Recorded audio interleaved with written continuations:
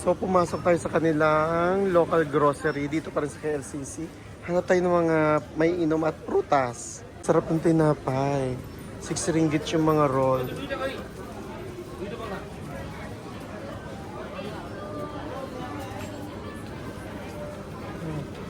₱5 pala lahat ang price.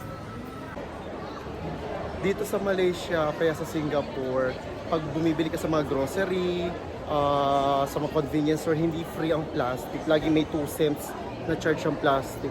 Hindi katulad sa atin, only ang plastic, libre lang. Ice cream soda. So, soft drinks na ice cream.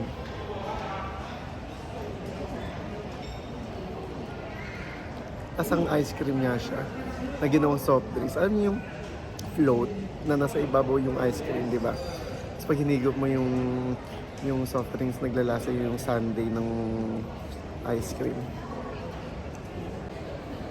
Kumuha rin tayo ng ano dito, pakwan. Pero matabang yung nakuha nating pakwan. Ano to? 5 ringgit. Ano to? Check naman natin yung kanilang pineapple dito. Ito ay 490 ringgit. Tabang din. Matabang.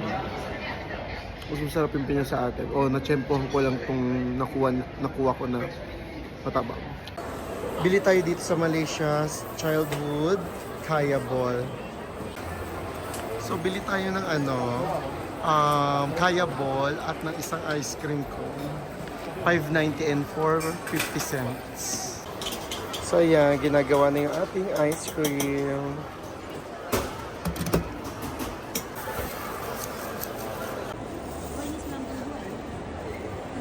So, nakuha na natin yung ating Kaya Balls. Tikman natin kung masarap.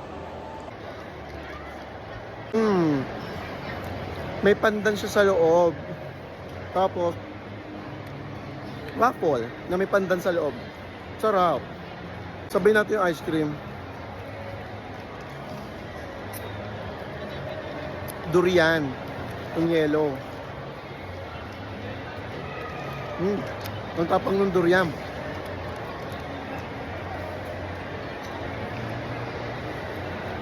Hindi ko malasahan yung green.